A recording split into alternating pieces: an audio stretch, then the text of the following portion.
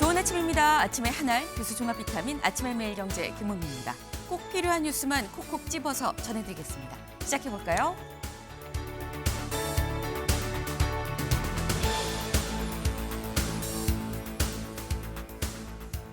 매일경제 1면입니다.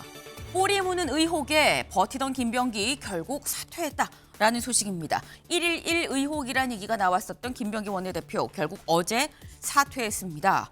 이 국민의 눈높이에 미치지 못한 내 처신이 있었다. 이게 민주당 그리고 이재명 정부한테 걸림돌이 될 수 있을 것 같다라고 얘기를 하면서 사의를 표명을 했는데 전날 오전까지만 해도 분명히 사퇴는 없다라고 얘기를 했었죠. 그런데 이 마음을 바꾸게 된 결정적인 계기가 대체 뭐냐? 그 얘기를 잠시 뒤에 대담으로 좀 짚어봅니다. 다음 기사 볼까요? 경향입니다. 쿠팡 기만 질타에 전례 없는 보상입니다. 라고 어제 얘기했다는 거죠. 어제 국회에서 쿠팡 청문회가 열렸었습니다. 그런데 여기에서 의원들 쿠폰 볶았던 인당 5만 원 보상안 이거에 대해서 이거 뭡니까? 기만 아닙니까? 라고 얘기를 했더니 헤럴드 로저스 대표 무슨 말입니까? 1조 7천억이나 들여서 전례 없는 보상인데요. 라고 반박을 했다라는 거죠. 심지어 어제 답변하는 과정에서 책상을 탕탕 치면서 그만하시죠. 라고 화까지 냈다고 합니다. 대체 어떤 상황이 벌어졌던 건지 이 얘기도 잠시 뒤에 저희가 대담으로 짚어봅니다. 다음 기사 볼까요? 서울신문입니다. 이 대통령 1월 4일에서 7일까지 3박 4일로 중국을 국빈 방문한다라는 소식입니다. 대통령이 중국을 국빈 방문하는 게 무려 9년 만입니다. 네.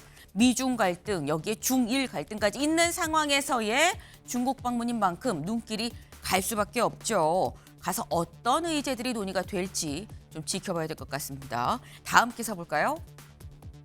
국민일보입니다. 퇴근 후 응답하지 않을 권리, 이걸 법으로 못 박는다라는 소식입니다. 네, 어제 고용노동부가 발표했죠. 앞으로 퇴근 후에는 상사 혹은 회사에서 연락을 한다고 해도 업무 지시가 있다고 해도 이거 응답하지 않을 권리에 대해서 법으로 아예 명시를 하겠다라는 겁니다. 네. 근데 이걸 법으로 정하면 없어질까?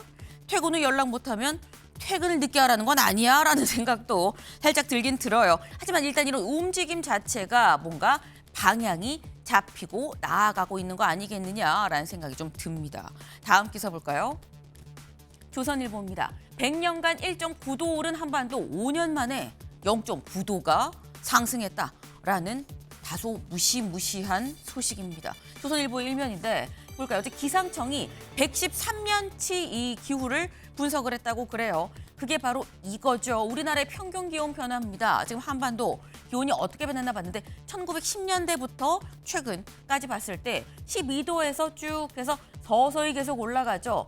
여기서 좀 훅 올라갔어요. 그다음 여기까지 2020년대가 되기 요 직전 요 부근까지가 13.9도입니다. 여기서 여기까지 가는데 100년이 걸린 거죠. 여기서 여기까지 가는데 한 100년이 걸렸는데 근데 여기에서 2020년대 들면서 갑자기 훅 뛰어서 14.8도까지 올라가죠. 요 한 5년 사이, 2020년대라고 해봤자 지금 2025년 말인 건데 5년 사이에 갑자기 이만큼이 훌쩍 뛰었다라는 겁니다. 여기서 여기까지 오던 걸 거의 한 번에 올라갔다라는 건데 상황이 심각하다라는 거 느껴지시나요?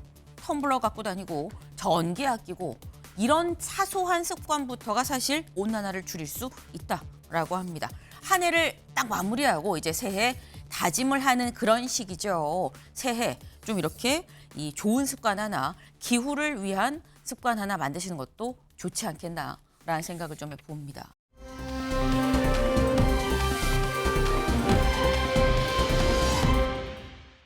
네, 4214.17 어제 4214.17로 증시가 폐장을 했습니다. 올해의 증시가 4200을 넘어서 막을 내렸다라는 거죠. 올해 코스피 상승이 무려 76%가 올랐다고 해요. 26년 만에 최고의 상승률이다라고 얘기를 하는데 새해에는 코스피가 더 날개를 달 수 있는 한 해였으면 좋겠다라는 생각, 또 바람도 같이 살짝 좀 담아봅니다. 아침의 매일경제 뉴스 종합 비타민 언제나처럼 TV로 좀 크게 보시다가요. 궁금한 점 유튜브 댓글로 남겨주시면 같이 좀 얘기를 해보겠습니다. 첫 번째 키워드 들어가 볼까요?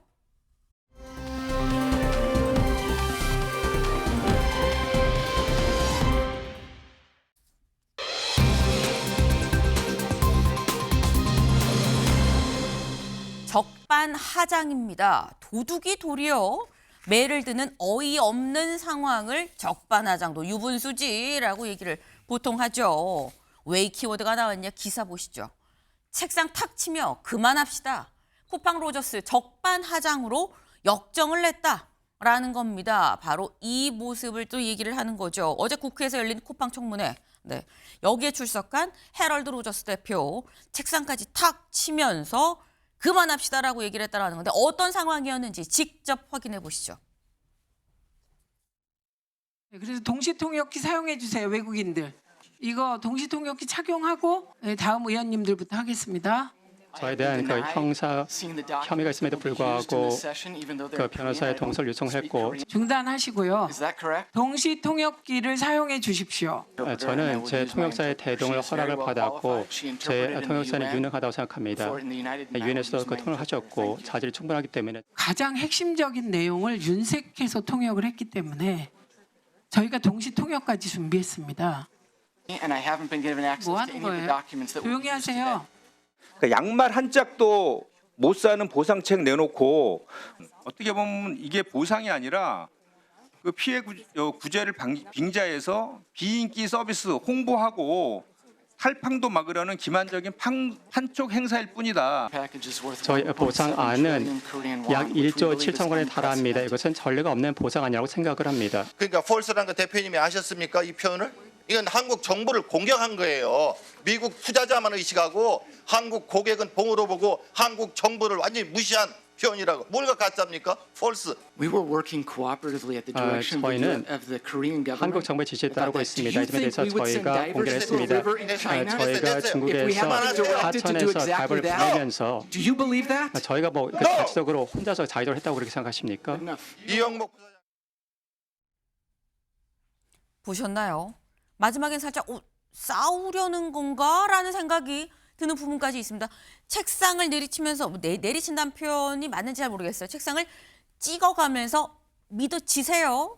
말이 돼요? 라는 취지로 지금 얘기를 하면서 이너프라고 얘기를 하죠. 네. 조선일보의 기사입니다. 쿠팡 대표 사과 대신 고성 책상 두드리며 그만합시다 라고 얘기를 했다라는 건데 근데 지금 이게 윤경호 위원님 지금 쿠팡 대표는 뭔가 되게 억울한 것 같다라는 생각이 드는데 이게 억울할 상황인 건지 어떻게 보셨어요? 그래서 적반하장 이런 제목이 딱 집어내는 네.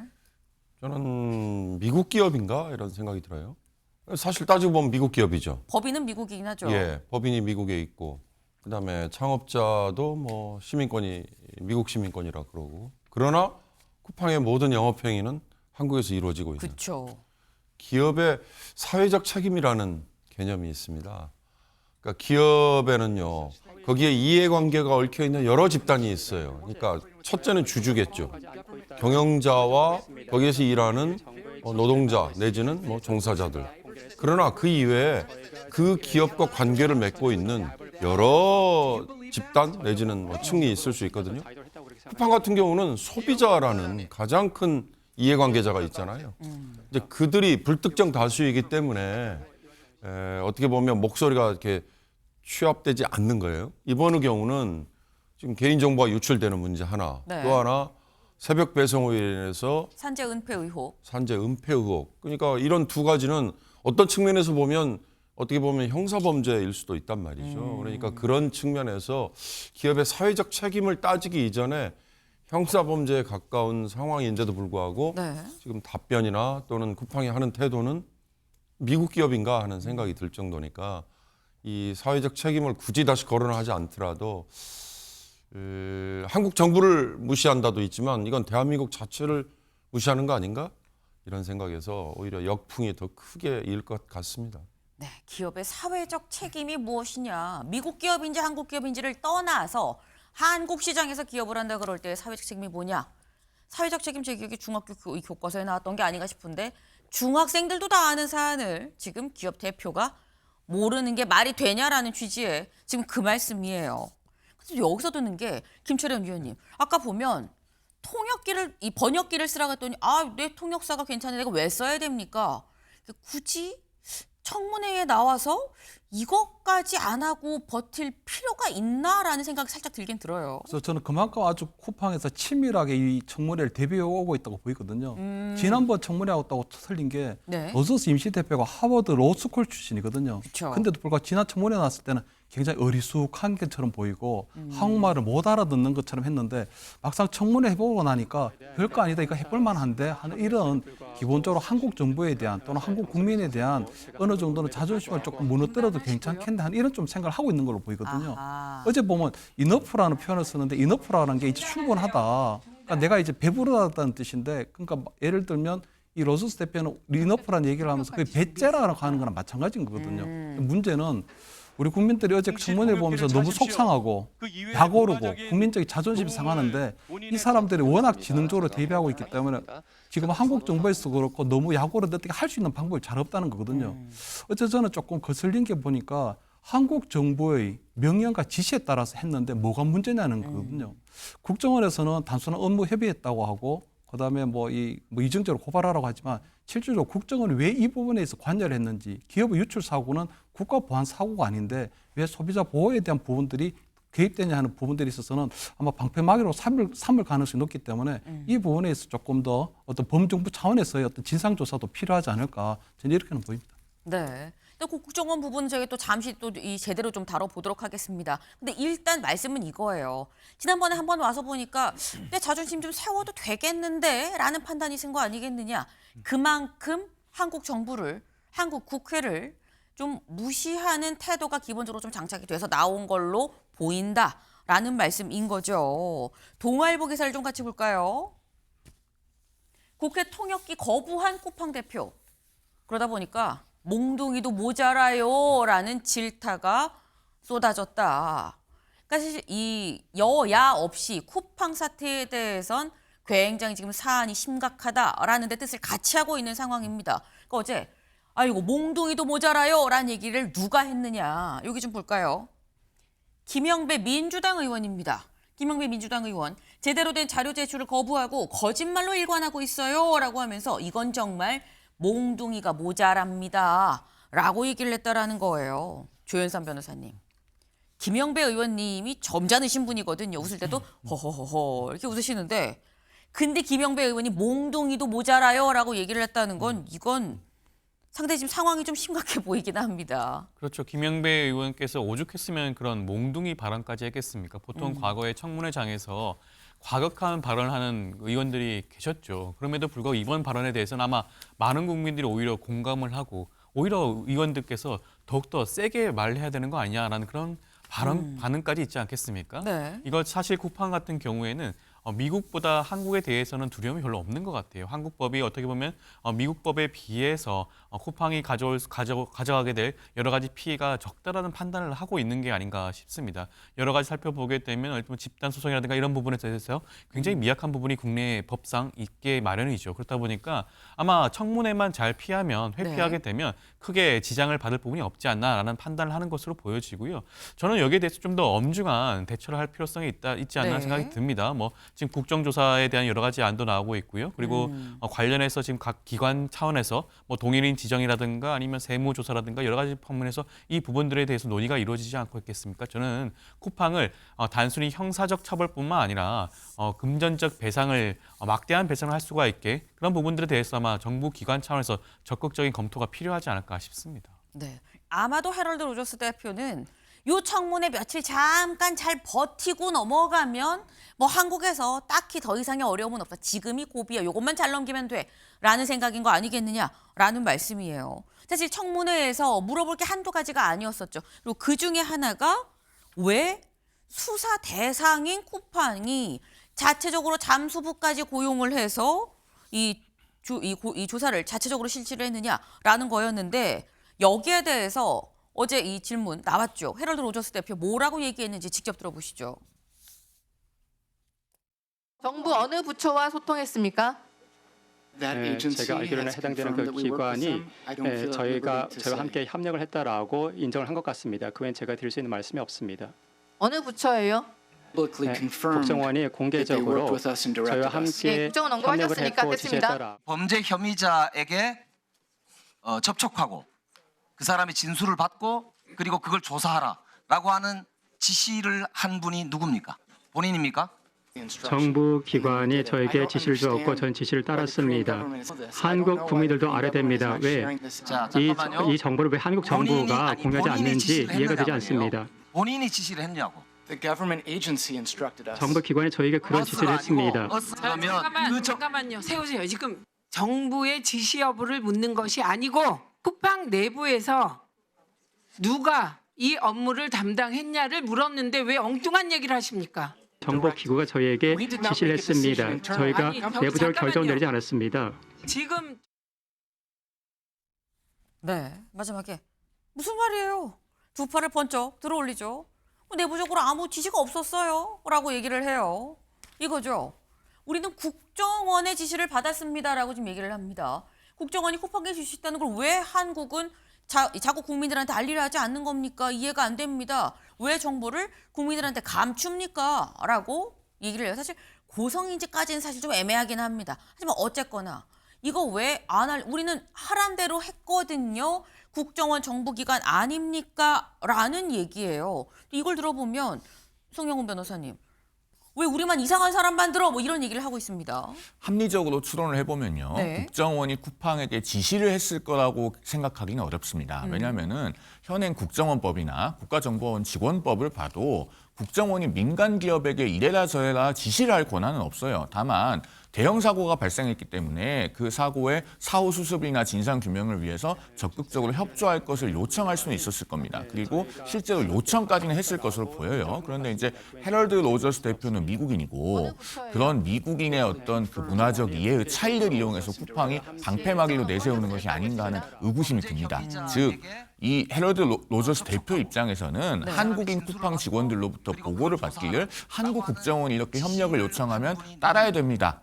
라는 어떤 정보를 받았을 가능성이 있고 그걸 가지고 이 미국인 대표가 국회에 나와서는 자기들은 지시받았다라고 이야기하는 것이죠. 그러면은 양쪽의 말이 접점이 있는 부분에 진실이 있다고 저는 봐요. 그리고 이 쟁점에서 중요한 것은 쿠팡이 발표한 이른바 자체 조사 결과가 사리에 맞지 않는다는 점에 있습니다. 아니 왜 범인이 본인이 사용한 노트북을 쿠팡 로고가 선명하게 새겨진 에코백에 담아서 그것도 벽돌을 넣어서 버려서 떠내려가지도 않게 차에 발견될 수 있는 곳에 버렸겠는가라고 하는 데서부터 의문이 출발하거든요. 그러면 그런 것은 객관적이고 중립적인 주체에 의해서 검증을 받아야 되는 겁니다. 네. 그런 검증을 받기 전까지는 조사 결과라기보다는 쿠팡의 주장이라고 불러야 하지 않을까 하는 것이 제 생각입니다. 네. 지금 쿠팡에서는 아니 국정원 지시대로 했는데 왜 우리한테 이럽니까? 한국 정부가 솔직하게 투명한 공개를 하세요라고 얘기를 하지만 어떤 면으로 봐도 국정원이 법적으로나 그걸 얘기할 근거가 없다라는 말씀이에요. 실제로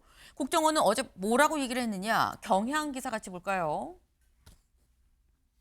경향기사 같이 보겠습니다. 네.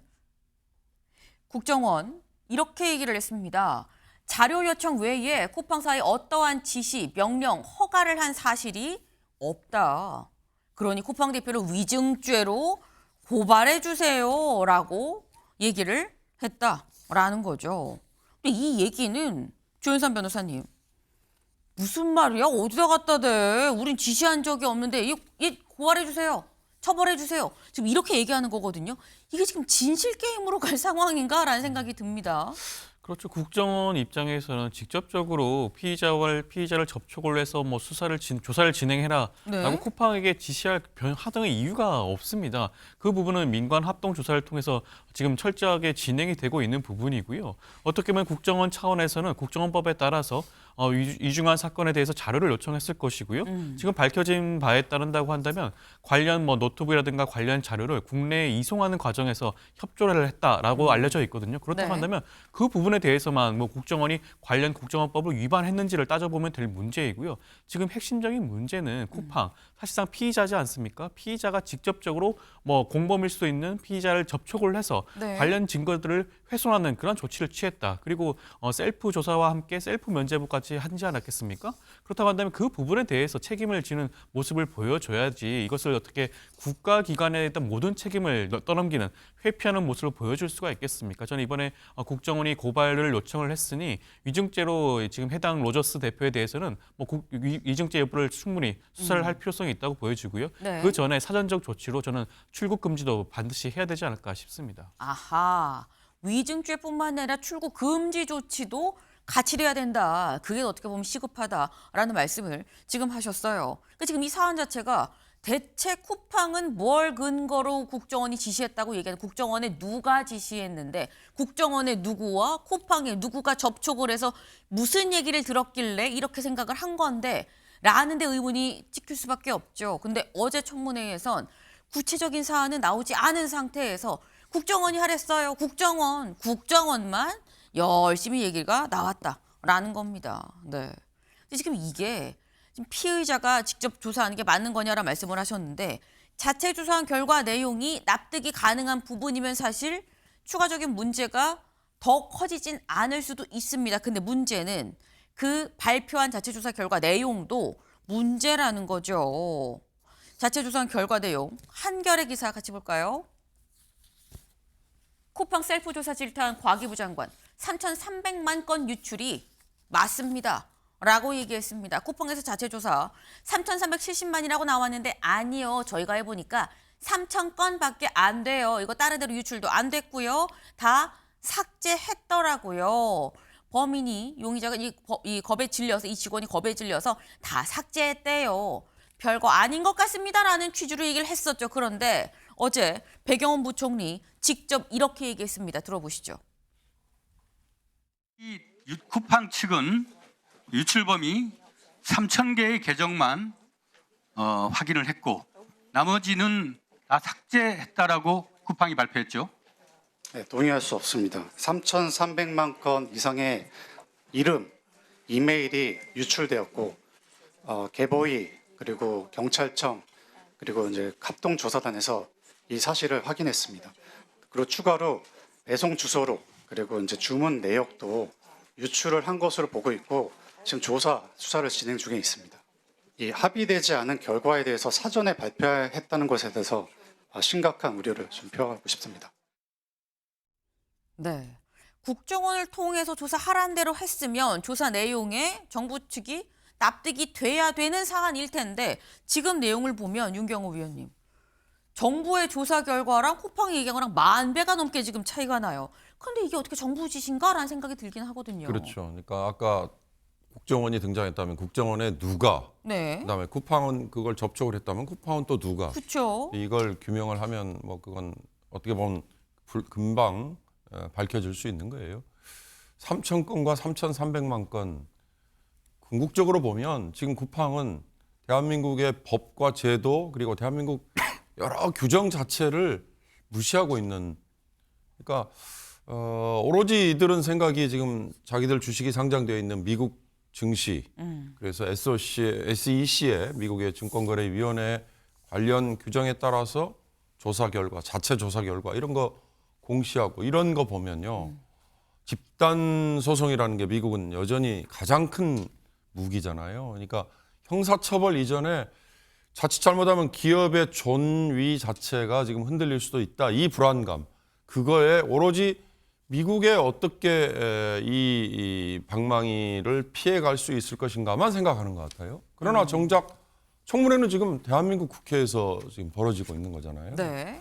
저는 오늘도 청문회가 하루 더 이어지는 거지 않습니까? 그렇죠. 6개 상임위가 지금 국회에서 같이 한다면서요. 그런데 국민의힘은 왜 빠졌죠? 저는 이번 청문회 처음에 보고 국민의힘이 불참하기로 했다는 얘기에 어처구니가 없더라고요. 이게 이 두 정당 간에 무슨 절차상의 협의가 잘 안 됐다. 그래서 우리는 안 하겠다라고 따질 문제인가요? 국정조사? 청문회도 하고 국정조사도 하면 되잖아요. 오늘 하루 남아 있는 거에 국민의힘이 저는 또 빠지는 거 정말 전격적으로 입장을 바꿔서라도 지금 온 국회의원이 다 달라들어도 저렇게 무시를 당하는 사실 이나프라는 영어는요 해석을 충분합니다라고 점잖게 해서 그렇지 됐어 집어치워 굉장히 모욕적인 얘기거든요. 그러니까 그런 꼴을 당하면서까지 청문회 오늘 하루 더 했는데 똑같은 답변만 되풀이되고 그건 정말 쿠팡이라는 기업이 대한민국 자체를 지금 무시하고 있는 이 상황을 또 당할 것인가 아니면 정말 혼쭐을 내줄 수 있는 방법을 찾을 것인가. 그게 왜 민주당만 해야 됩니까? 국민의힘 의원들 오늘 청문회에 다시 나왔으면 좋겠습니다. 네. 지금의 이 헤럴드 로저스 대표 그리고 쿠팡의 기본적인 어떤 태도를 지금 봤을 땐 한국 정부, 한국 국회를 무시하니 너무 명확하기 때문에 여기에 여야가 없지 않습니까? 같이 좀 총력을 모아서 혼쭐을 좀 내줘야 됩니다라고 지금 말씀을 하셨어요. 네. 근데 지금 이 보면 마음대로 혼자 조사 결과하고 발표하고 심지어 이걸 어떻게 했느냐. 다음 기사를 좀 볼까요? 동아일보. 또 한국 정부 무시한 쿠팡, 미국 증권위의 셀프 조사 결과를 공시를 했습니다. 그러니까 우리 정부는 이거 믿을 수 없어요라고 얘기하는 우리 정부의 조사 내용과 만 1000분의 1의 차이가 나는 거죠. 그 결과를 자체적으로 조사한 거를 내놓고 그냥 미국 이 증권거래위원회에 공시로 올렸다라는 겁니다. 네.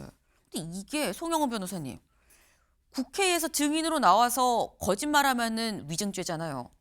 만약 공시를 거짓으로 올리면 어떻게 되는 겁니까? 그 부분도 추후에는 허위 공시로 판명이 되는 경우에 네. 미국 주주들로부터 쿠팡 INC가 집단 소송을 당할 수 있는 개연성이 있습니다. 그렇기 네. 때문에 이 조사 결과가 만약에 사실이 아닌 걸로 드러날 경우에는 일정하게 쿠팡이 책임이 발생할 수 있는 위험한 선택이라고 보여져요. 앞서 이 쿠팡이 내놓은 주장이 왜 사리에 맞지 않는지 제가 설명을 드렸지 않습니까? 그런데 아마도 현재 지금 쿠팡 경영진의 판단은 네. 당장의 파문을 잠재우는 게 급선무인 것 같습니다. 그러니까 이 개인정보 유출 사태로 인해서 네. 미국 주주들의 이탈이 가시화되고 그로 인해서 미국 증시 나스닥에 상장되어 있는 쿠팡 INC의 주가가 폭락하고 이런 부분을 막아야 된다는 데 중점이 있는 것 같아요. 그리고 반면에 한국 소비자에 대한 성의 있는 조치는 매우 후순위에 있는 것으로 보입니다. 그런 부분이 지금 우리 국민들의 감정을 자극하고 있는 것이고 네. 이 사태 해결을 점점 더 어렵고 복잡하게 만들고 있는 것이죠. 한 가지만 기억을 했으면 좋겠는데 쿠팡이 현재는 대한민국에서 독점 기업인 것처럼 보입니다. 네. 그런데 과거에 프리첼이라고 온라인 커뮤니티 사업에서 굉장히 선두주자였던 회사가 있어요. 기억하죠. 유료화를 섣불리 시도했다가 고객들이 대거 이탈하면서 지금은 흔적도 없이 사라졌습니다. 네. 어떤 분야에서 IT 독점 기업이라고 하더라도 소비자들이 등을 돌려서 떠나면 무너지는 것은 순식간이거든요. 쿠팡이 지금 기억해야 할 것은 바로 그 지점입니다. 소비자 무서운 줄 모르면 사라지는 거다라는 말씀이에요. 네, 지금 뭔가 지금 소비자 무서운 줄 모르고 한국 시장에서 주로 이 기업을 운영을 하면서 소비자 무서운 줄 모르면서 이런 식으로 미국 증시만 신경 쓰면 글쎄 프리첼의 전철을 밟지 않겠어라는 다소 무서운 얘기를 지금 하셨어요. 네. 근데 쿠팡이 사실 개인정보 유출 문제만 있었던 건 아닙니다. 그 이전에 이미 이 노동자 과로사가 있었는데 이걸 산재를 은폐하려 했었던 것 같다라는 의혹이 제기가 됐었죠. 그 어제 산재로 숨진 이 직원의 어머님이 직접 이 청문회에 나왔습니다. 어머님의 목소리 직접 들어보고 오시죠. 김범석 당시 한국 쿠팡 대표가 그가 열심히 일했다는 내용에 대한 흔적은 하나도 남기지 않도록 확실해라. 그가 왜 열심히 일했겠냐. 최근 언론에서 보도된 여러 가지 산재 은폐 내용들이 확인이 됩니다. 이 내용 당시에 알았어요, 몰랐어요? 이 문서들의 진위 여부는 전혀 확인되지 않았습니다. 우리는 이 어떤 내용 것도 알았는지 숨기지 몰랐는지만 답변하시면 됩니다. 관장님 정말 죄송합니다. 이 자식들아. 아들이 근무하던 CCTV를 돌려보며 덕준이가 이한 장면을 하나하나 분석하고 발걸음을 세워가며 진실을 밝히기 위해 1년을 CCTV 속의 아들과 살았습니다. 아들을 잃은 것으로 끝나지 않고 집과 생활터전까지 모든 것을 잃었습니다. 또 저는 이렇게 지금 침묵할 수가 없습니다. 너무 괘씸하고 분하고 정말 용서할 수가 없습니다. 제발 좀 김범석을 잡아주십시오. 제발 부탁드리겠습니다. 네, 절절한 어머니의 얘기를 들어봤습니다. 근데 물론 쿠팡 입장에서 저 어머니 얘기만 다 맞다고 볼 수 없는 거 아니에요 라고 얘기할 수 있어요. 맞죠? 그렇기 때문에 더더욱 진위 여부 파악이 빨리빨리 시급하게 이루어질 부분이 있는 건데 근데 김철현 의원님 지금 헤럴드 로저스 대표는 그 문선 진위 파악이 안 된 거예요. 그래서 그 우리가 검토 중입니다. 이런 식으로 지금 얘기를 하고 있거든요. 책임 인정, 진위 확인 안 된 겁니다.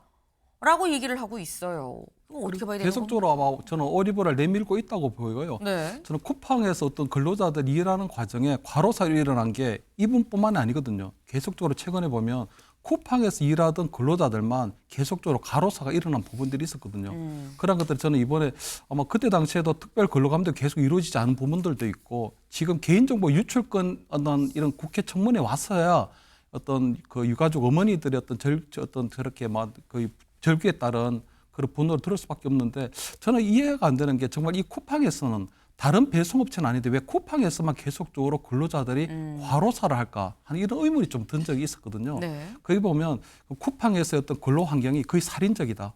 잠시도 쉴 틈이 없을 정도로 계속적으로 근로자를 돌리는 건데 결국 그렇게 해서 일어난 과로사에 대한 부분들도 결국은 열심히 일하지 않았다는 형태로 이것을 몰아가라고 하는 어떤 김법석 의장의 어떤 그런 문건들이 지금 나와 있는 상황이기 때문에 아마 어제 임시 대표 같은 경우는 어떻게든지 김범석 의장을 보호하려고 하는 네. 그런 반응들만 보였다고 보이는 거거든요. 그래서 저는 이번에 청문회를 계기로 어떤 노동부 어떤 특별 근로 감독도 필요하고 왜 쿠팡에서만 계속적으로 근로자들이 그 살인적인 근무 환경에서 과로사가 될 수밖에 없었나 하는 이런 부분들도 다루어야 된다.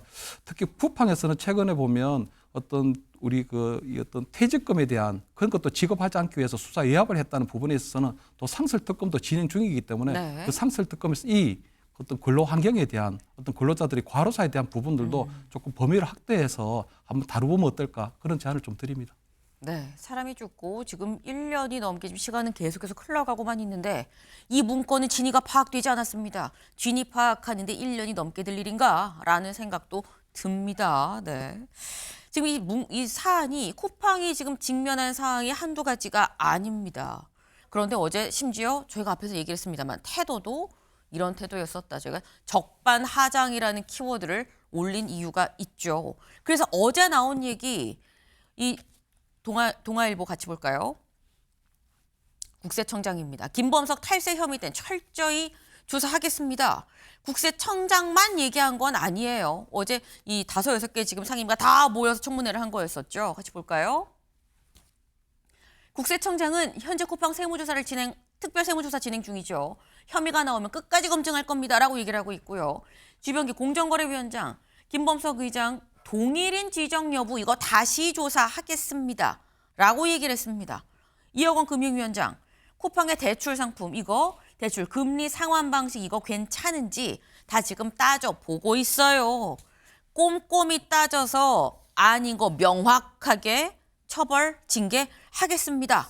라고 얘기를 하고 있는데 사실 이 중에서 송영건 변호사님, 쿠팡 입장에서는 최악의 상황이 아닌가라는 생각이 드는데 특히 이 중에서도 요거 김범석 의장을 동일, 그러니까 총수로 지정하는 여부 이게 가장 뼈아프지 않을까라는 생각이 좀 들긴 합니다. 그렇습니다. 청문회에 출석해서 하루 이틀 질타받는 것보다 미국 시민권자 범킴에게 가장 지금 신경 쓰이는 것은 대한민국에서 기업 집단의 총수, 그러니까 동일인으로 지정이 되어서 계속 투자 내역도 공정위에 보고를 해야 되고 각종의 제약이 발생하고 위반한 경우에는 형사처벌 위험까지 발생하는 그런 동일인 지정 문제가 될 겁니다. 그런데 저는 여기에 관해서 드리고 싶은 말씀이 주병기 위원장이 동일인 지정 여부를 재검토하겠다라는 말에 그칠 것이 아니라 네. 이건 대통령령을 고치면 간단하게 해결됩니다. 이제는 우리 시청자들께서도 들어보셨을 법한 얘기인데 지금 범킴은 4가지 예외 요건을 모두 충족해서 동일인으로 지정이 안 되고 있습니다. 네. 삼성의 이재용 회장이나 현대차의 정의선 회장 같은 사람은 다 동일인으로 지정돼서 일정한 제한을 받고 있잖아요. 이 4가지 예외 요건들은 어디에 규정되어 있냐면요. 공정거래법 시행령 38조 4항에 있습니다. 네. 즉 대통령령이에요. 그러면은 대통령이 대통령령을 개정하면은 동일인에 포함될 수 있습니다. 왜냐하면은 그 범킴은 쿠팡 INC의 의결권을 70% 이상 가지고 있고 네. 대한민국의 쿠팡 주식회사는 쿠팡 INC의 100% 자회사거든요. 그러면은 실질적으로 경영을 지배하고 있다고 봐야 돼요. 그 예외 요건으로 빠져나가는 것인데 왜 대통령령은 안 고치고 저렇게 말로만 하는가? 이게 사실 본질적인 의문이거든요. 굉장히 쿠팡에 대해서 큰 그 제재를 가할 것처럼 하고 있지만 네. 정작 할 수 있는 것은 안 하고 있다는 걸 우리가 좀 알고 넘어갔으면 합니다. 지금 쿠팡이 지금 요 시기만 잘 넘기면 된다라는 식으로 우리 정부를 무시하기 때문에 명확하게 앞으로도 감시 체제 안에서 볼 수 있도록 동일인 지적이 돼야 되는데 이거 그렇게 어려운 거 아닙니다. 대통령령을 손보면 돼요. 라고 지금 말씀을 하셨어요. 사실 이 부분에 대해서 아마 이미 검토를 좀 하고 있지 않을까라는 생각도 들긴 듭니다. 근데 분명한 건 어쨌거나 이 쿠팡 로저스 대표가 한국이 무서운 줄 알아야 한국에서 사업을 할 때 이 한국 시장의 소비자들이 얼마나 무서운 줄 알아야 어제 같은 태도가 안 나오지 않겠느냐. 쿠폰북 같은 보상안 내놓지 않지 않겠느냐라는 겁니다. 쿠팡 어제 이어서 오늘까지 오늘도 청문회가 이어집니다. 오늘 이어질 이틀째 청문회. 오늘은 또 뭐라고 얘기할지 잠옷 기대가 됩니다.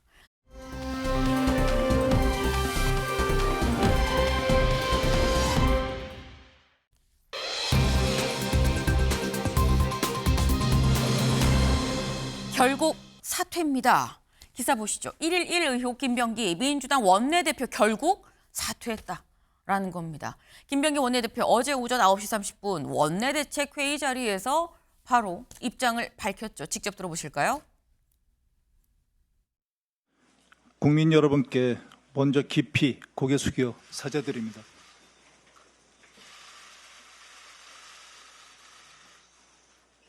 국민의 상식과 눈높이에 한참 미치지 못한 처신이 있었고 그 책임은 전적으로 제 부족함에 있습니다.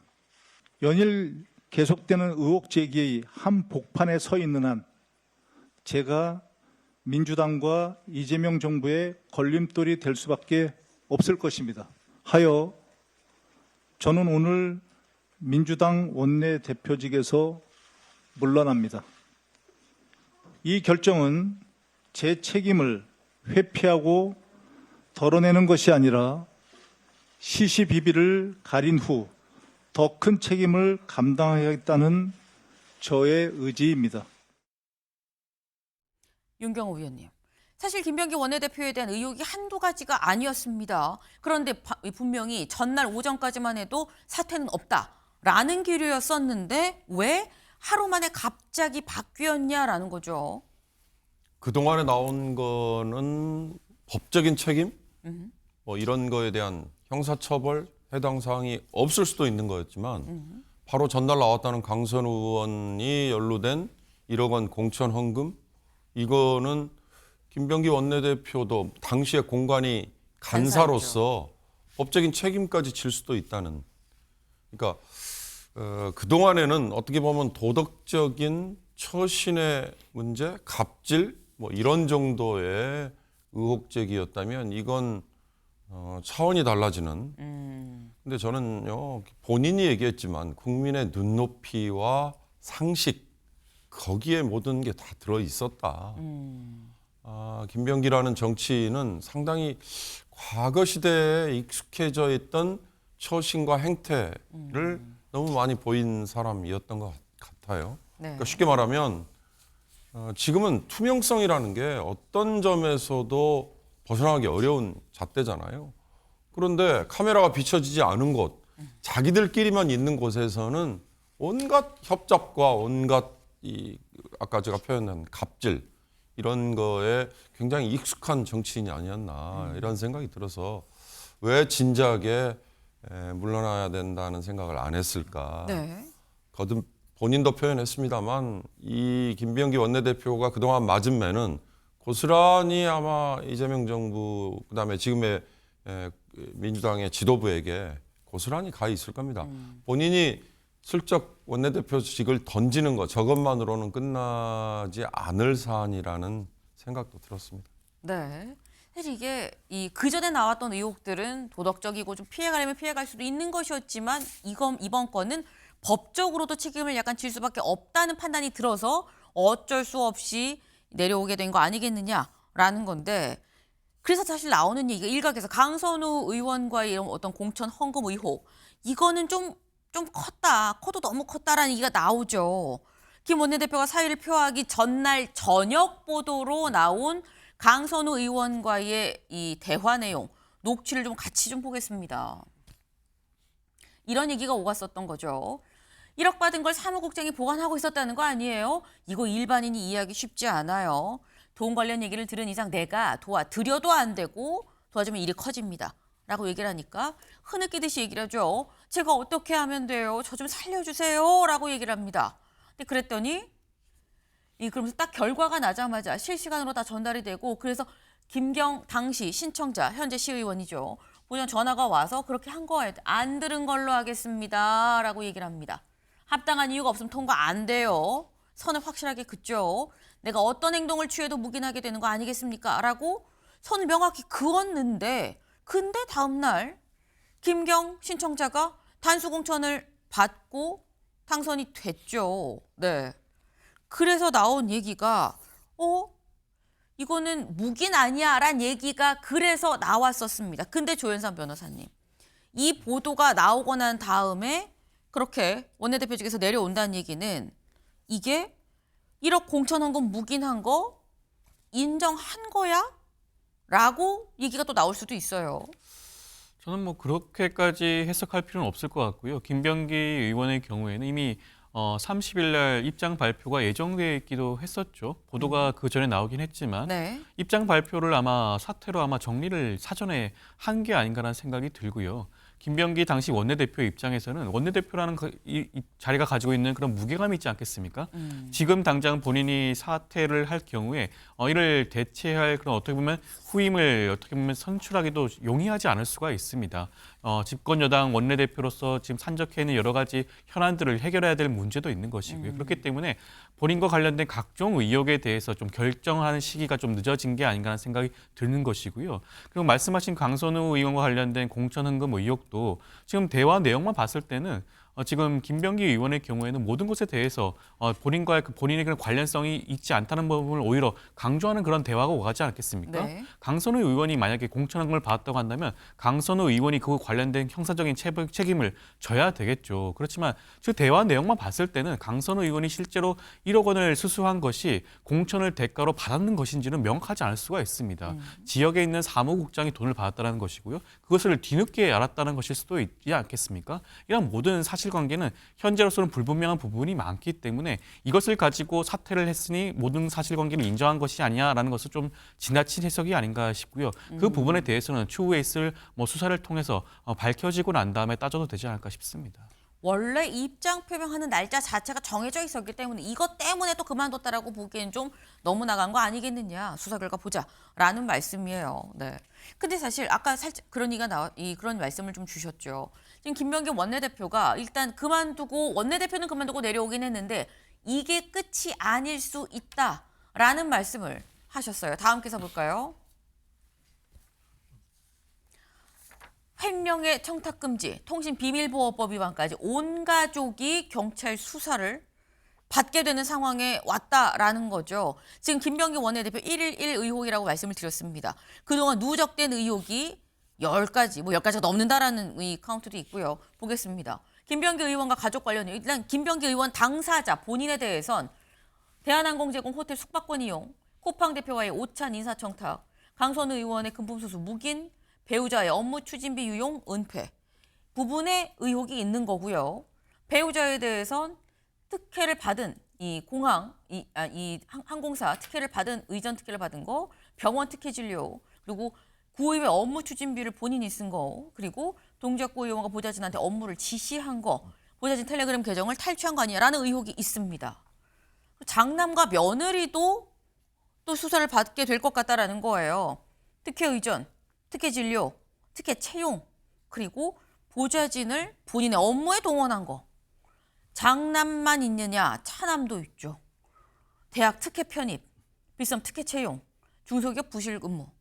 이런 부분들. 그러니까 온 가족이 그야말로 다 지금 경찰 조사를 받게 되는 상황 아니겠느냐라는 라는 건데 근데 이게 보면 한두 건이 아닙니다. 김철현 위원님. 근데 사실 이 보도가 쭉 이어져 왔었던 게 전직 보좌진들이 언론에 제보를 해서 나왔다라는 게 또 이 김병기 원내대표 얘기인 거거든요. 근데 이 전직 보좌진들이 그럼 원내대표 내려왔으니까 제보를 멈출 거냐. 이들이 생각하는 건 원내대표 내려오는 게 아니라 의원직 내려오는 거라고 하면 계속되는 거 아니야? 라는 생각도 들어요. 그래서 저는 보니까 지금 김병기 전 원내대표 같은 경우에는 CCBB를 가리겠다고 하지만 보좌진들이 가지고 있는 어떤 녹취록, 네. 물적 증거들이 굉장히 풍부하거든요. 그렇기 때문에 저는 아마 김병기 원내대표의 입장에서 볼 때는 본인은 아마 검찰에 나서 이제 수사를 받아야 되는 상황이긴 하지만 쉽지는 않을 것이다. 왜냐하면 보니까 그 보좌진들이 어쨌든 이 김병기 원내대표의 어떤 국회의원으로서의 국정 업무를 보좌한 것뿐만 아니라 네. 김병기 원내대표의 가족들의 거의 집사처럼 부려먹은 거거든요.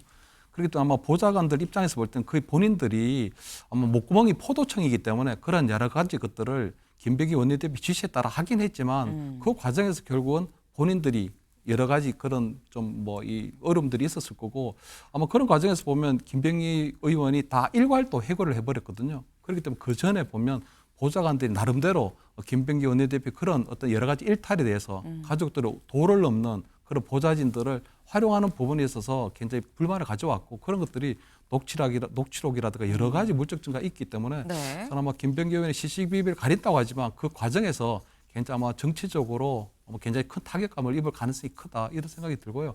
아마 저는 그 보좌관들이 지금 보면 김병기 원내대표에 대한 어떤 앙심을 품고 이렇게 하는 것은 아니라고 보이거든요.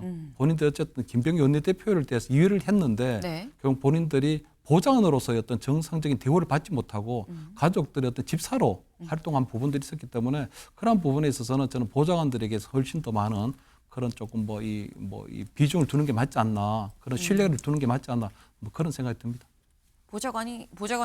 전직 보좌관들이 단순히 앙심 때문에만 이렇게 한 건 아니지 않겠냐. 또 합당한 이유가 있어 보인다라는 취지로 지금 개인 의견을 또 말씀을 주셨어요. 근데 일단 그런 부분들이 지금 수사를 통해서 밝혀질 부분이기도 하겠죠. 관건은 그럼 원내대표에서 내려오고 난 다음엔 의혹이 더 나올 것이냐 안 나올 것이냐 여부까지도 사실 지켜볼 대목이다라는 겁니다. 일단 김병기 전 원내대표는 경찰 수사를 받고요. 아까 대화에 나왔던 1억 공천 헌금 의혹 관련한 강선우 의원은 윤리감찰을 받게 됐습니다. 박수현 대변인 얘기 잠깐 들어보고 오시죠. 강선우 국회의원에 대해서는 정청래 당대표는 오늘 오전에 윤리감찰단에 진상조사를 할 것을 지시하였습니다. 강선우 의원 의혹 관련해서 당 지도부 안에서는 좀 어떤 얘기들이 오가기 때문에 윤리감찰을 지시하겠습니다. 아닙니다. 그것은 당대표가 오늘 오전에 이미 지시를 했고 최고위원들에게 그 사실을 공유한 것입니다. 네, 윤리감찰을 지시했다라고 얘기를 하죠. 컷오프 대상기 1억 주고 공천받은 의혹 이거 정청래 대표 윤리감찰을 지시했다라는 겁니다. 강선우 의원에 대해서 윤리감찰을 지시했다라는 건데 사실 어제까지만 해도 이 1억 공천 헌금 요 얘기가 나오면서 강선우 의원, 정청래 대표가 사실 이 보좌관 갑질 의혹 관련해서 여가부 장관 후보자로 후보자에서 낙마했을 때 그때 올렸던 SNS 저희가 어제 보여드렸었죠. 잠깐 다시 한번 볼까요? 그때 강선우 의원에 대해서 정청래 대표가 뭐라고 얘기를 했었느냐. 동지란 이겨도 함께 이기고 저도 함께 지는 겁니다. 비가 오면 같이 비를 맞아주는 거죠. 라고 얘기를 하면서 인간적으로 위로합니다. 라고 얘기를 했었는데 콕 집어서 강선우 의원에 대해서 윤리감찰을 지시를 했어요. 네, 송 변호사님. 이건 약간 강선우 의원에 대한 태도가 바뀐 건가? 라는 생각도 들고 강선우 의원은 그럼 윤리감찰로 들어가면 어떻게 되는 겁니까? 윤리감찰과 사법처리 또 다른 거잖아요.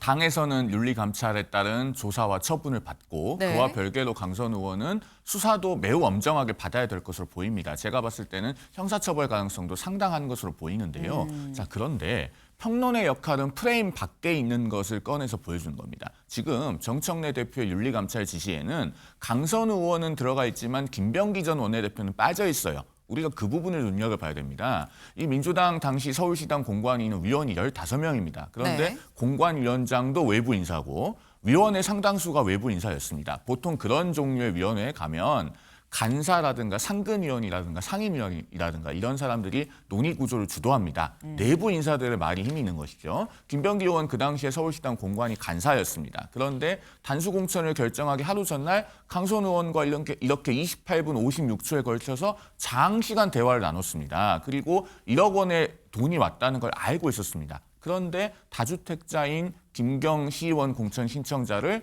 원칙대로 컷오프 시키지 않고 단수 공천을 줬거든요. 그러면은 그 논의에 핵심적으로 관여했다고 평가받는 김병기 의원에 대한 윤리감찰이 이루어져야죠.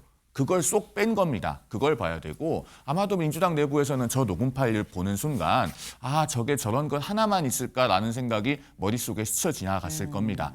그런 인식을 방증하는 것이 정청래 대표의 태도입니다. 그렇기 때문에 민주당원들이 우리 당은 그런 당 아니야. 저게 아주 예외적인 일이야 라고 말하고 싶다면 네. 그 자존심을 지키기 위해서라도 정청래 대표에게 김병기 의원에 대한 윤리감찰 그리고 더 나아가서 김병기 의원과 강선 의원에 대한 형사고발을 하라고 촉구해야 됩니다. 그게 민주당원들이 자존심을 회복하는 지름길입니다. 네.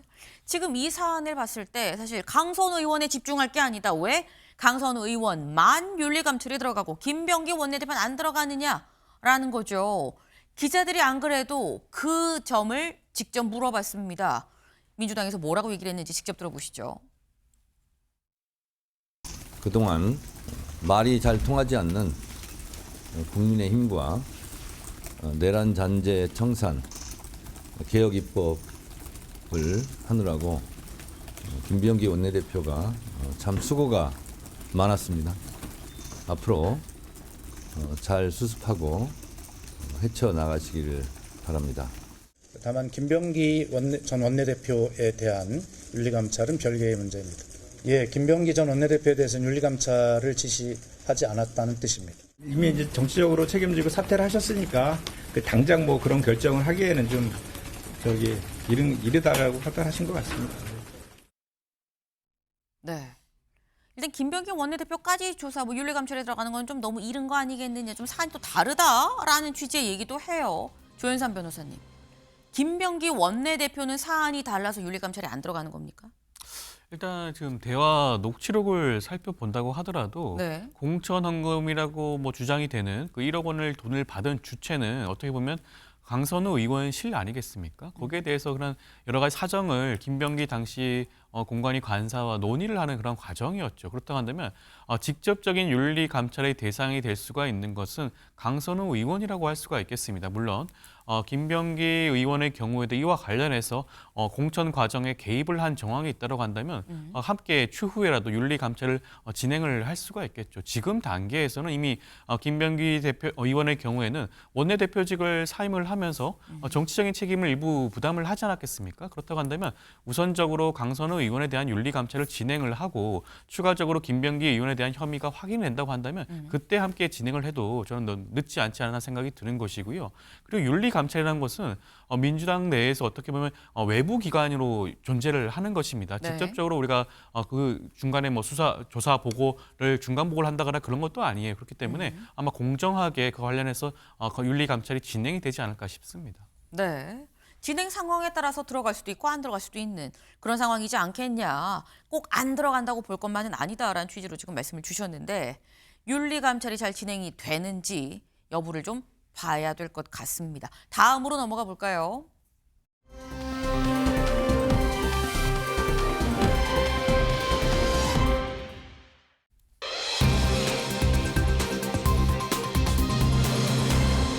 나중에 알아.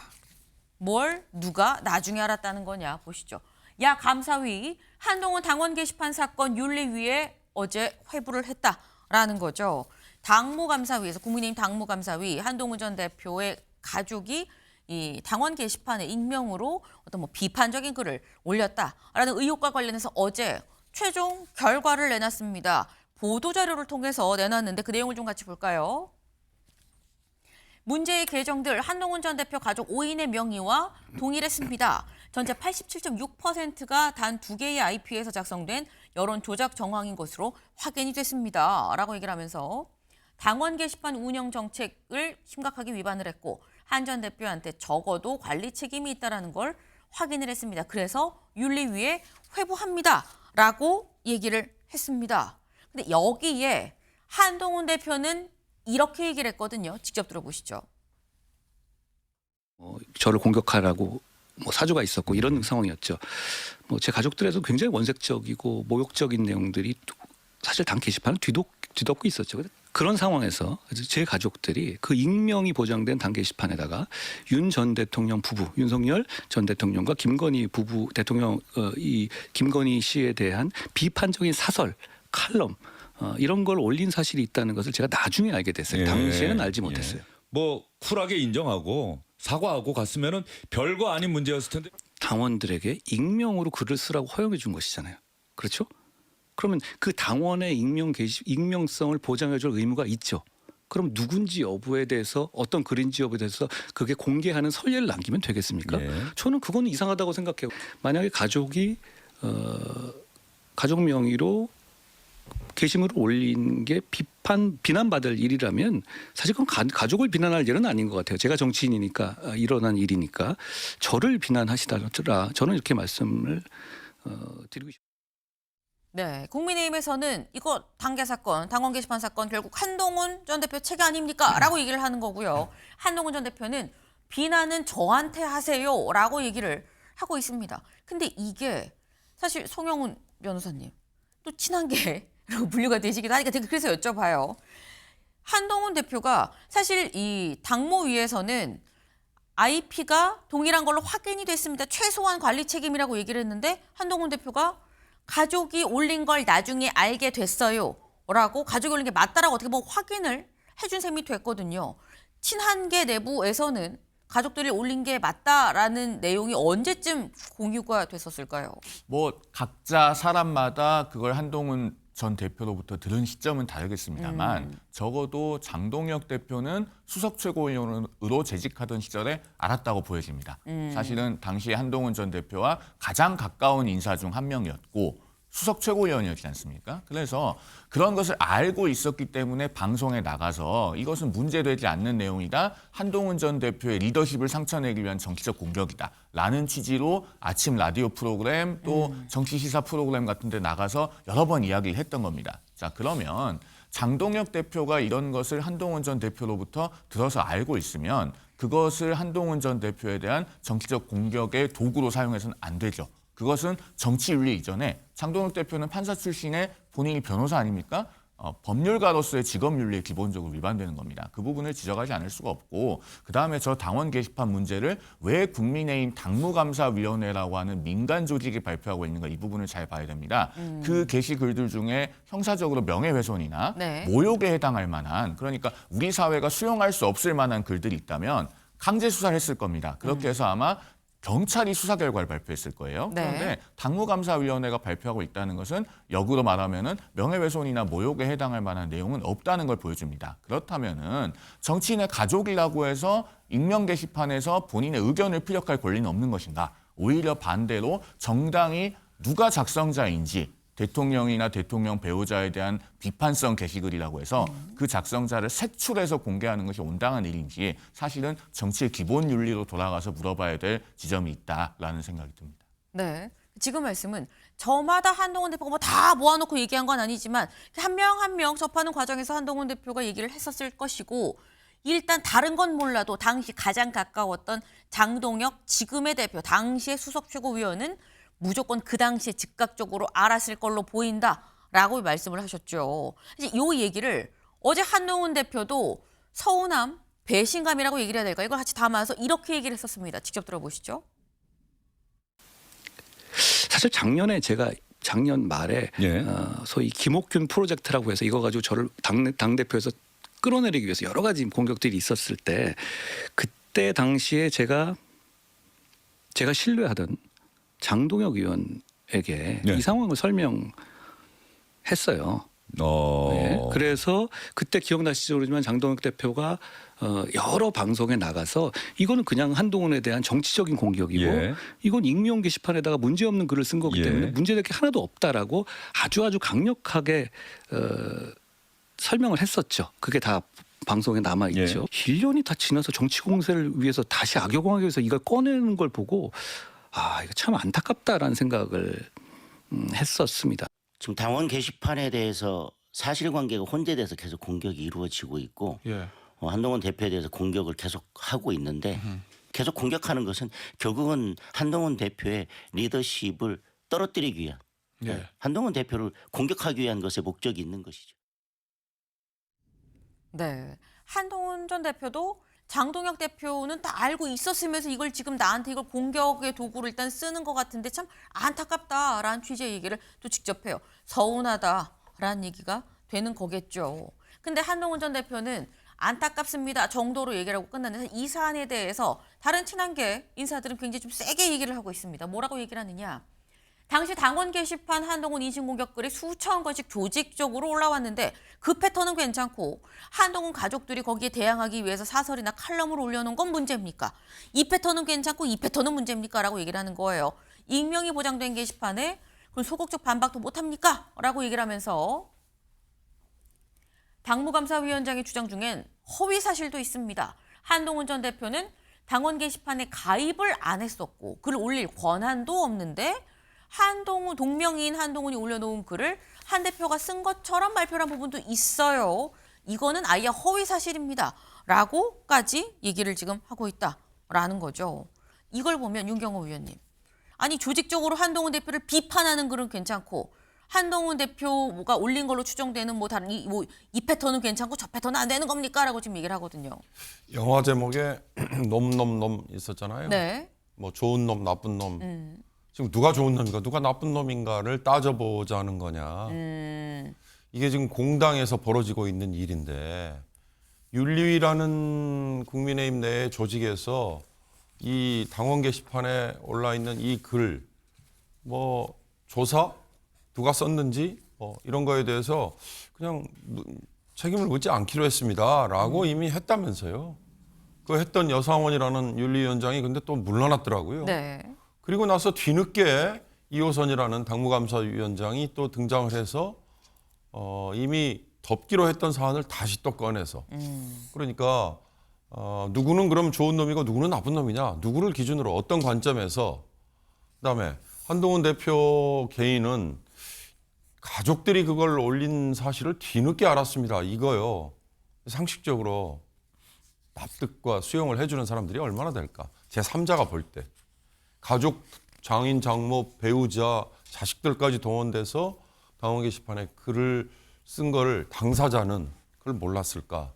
이런 여러 가지를 다 종합해보면 이건요. 누가 좋은 놈이고 누가 나쁜 놈인가를 따져보기 위한 게 아니라 정말 정치라는 게 얼마나 잔인한가. 또 하나는 굉장히 지금 국민의힘 내부에서 벌어지고 있는 이게요. 네. 좀 표현이 그렇습니다만 찌질해 보여요.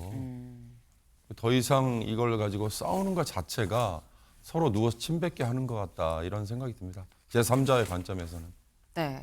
어떻게 보면 또 굉장히 중요한 포인트예요. 이걸 가지고 지금 국민의힘이 안에서 복작복작 누구 잘못이니 얘기하는 이 자체가 한 발 떨어져서 제3자 입장으로 보면 아유 다 부질없다. 지금 이렇게 할 때야 라는 얘기가 나오는 상황이다라는 거죠. 당내 혼란이 수습이 될 것인가. 장동혁 대표와 한동훈 전 대표는 이렇게 아예 강을 건넌 것인가 라는 생각이 좀 드네요.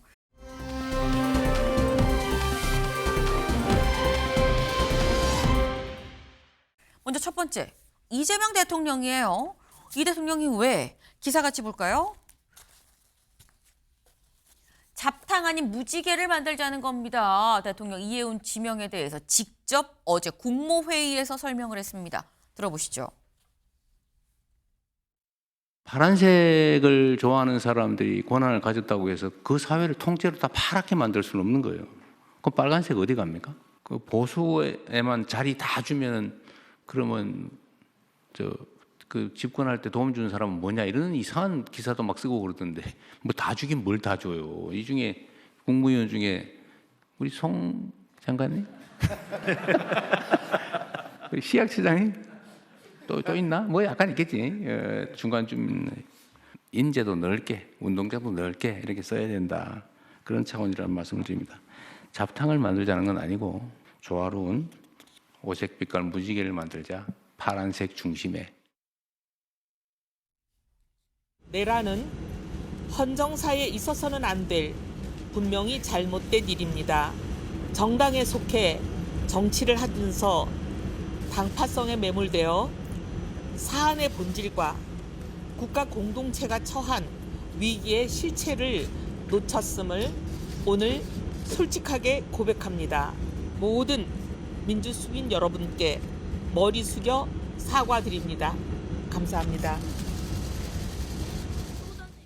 네, 이재명 대통령 어제 국무회의에서 잡탕이 아니라 무지개를 만들려는 겁니다. 아유, 뭐 내가 뭐 다 보수한테 퍼준다는데 다 주긴 뭘 다 줘요 라고 얘기를 했죠. 그리고 이 국무회의가 시작되기 대략 1시간 전쯤 이해운 후보자 내란 잘못입니다 라고 대국민 사과를 했다라는 겁니다. 그럼 여기서 드는 의문은 그럼 내란은 잘못이라고 일단 공개적으로 사과를 하면 이게 통합 인사의 기준점이라고 이거 봐도 되는 거예요. 사과하면 포용 다 가능한 겁니까? 라는 질문이 나온다는 거죠. 조현상 변호사님. 일단 뭐 우선적으로 인사의 첫 번째 기준은 능력이라고 하겠죠. 이해운 후보자의 경우에는 당연하게도 경제 전문가이자 경제통으로 불리고 있는 삼선 의원이기도 합니다. 국회에서는 기재위에서 줄곧 활동을 한 바도 있기 때문에 그러한 점이 충분히 고려가 되었다고 하겠죠. 거기다 덧붙여서 통합의 인사, 통합의 메시지를 전달하고 있는 것입니다.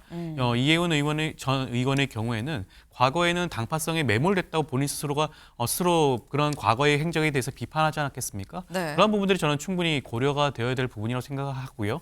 물론 여기에 대해서 아직까지 부족하다라는 그런 지적도 있습니다. 그 부분에 대해서만큼은 아직까지 청문회가 과정이 남아있지 않습니까? 네. 그 청문회 과정을 통해서 과거의 행적과 발언에 대해서 이해운 후보자가 다시 한번 반성하는 모습을 보여주는 그런 자리가 있지 않을까 싶습니다. 네. 근데 사실 이재명 대통령 앞서서 청문회에서 본인이 뭐 밝힐 문제요라고 얘기를 했다가 국무회의에서 직접 얘기를 본인이 꺼냈죠. 그게 혹시 이것 때문인가라는 얘기도 어제 살짝 나왔어요. 다음 기사 볼까요? 일본 가기 전에 중국과는 시진핑 통해서 김정은과 대화 뚫으려는 듯. 제가 말씀드렸죠. 다음 달 4일부터 7일까지 중국 국빈 방문을 간다라고 말씀을 드렸는데 국빈 방문 가기 전에 이 이슈를 좀 명확히 좀 매듭을 짓고자 하는 생각이 있었던 건가라는 생각도 살짝 든다라는 겁니다. 이게 김철현 위원님. 이게 중국에 가서 굉장히 어떤 이슈를 얘기를 하려고 이 사안은 빨리 지금 뭔가 매듭을 좀 지어야 된다는 생각을 한 걸까라는 생각까지 좀 가요. 그래서 저는 좀 별개의 사안이라고 보고요. 지난달 11월 초에 APEC 회의가 있었을 때 한중 정상회담을 했는데 그 이후에 이렇게 한 2달 만에 정상회담이 이렇게 빨리 이루어질 수 없는 부분이 있지만 중국 정부하고 저는 한국 정부 사이 이해관계가 좀 맞아떨어졌다고 보이거든요. 중국 같은 경우는 지금 대만 이슈가 있기 때문에 상당히 조금 한국으로 또 하여금 나름대로 정치적 활로가 좀 필요하고 대통령 입장에서 볼 때 남북 대화를 좀 해야 되는데 특히 남북 정상회담이 굉장히 중요하거든요. 그러니까 DJ 그다음 노무현, 문재인 때부터 이어져 왔던 그 나름대로 진보 정권에서 정상회담을 꼭 추진해야 되는데 그 과정에서 아무래도 중국 정부라든가 시진핑 주석의 역할을 좀 기대하고 이번 정상회담을 추진하고 있는 것이 아닌가 이런 나름대로 한중 정부 정상 간의 어떤 이해관계가 딱 맞았다 떨어졌다 그렇게 좀 저는 뭐 분석을 합니다. 이걸 사실 딱 맞닥뜨려서 이것 때문에 이런 건가라고까지 갈 필요는 없고 좀 별개 사안인 것 같다라는 말씀을 하셨어요. 근데 다만 중국에 갔다 올 때까지 이 사안이 해소가 안 되고 있다 그러면 중국에 갔다 와서의 성과도 다시 묻힐 수도 있는 부분이 있겠죠.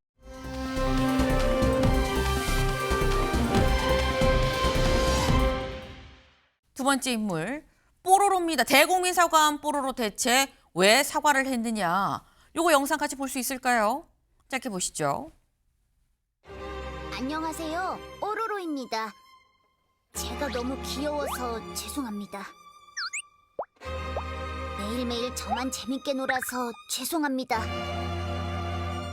노는 게 제일 좋다고 했으면서 의대 갔네. 의도치 않게 많은 여러분들의 기분을 상하게 해드린 점 진심으로 죄송합니다.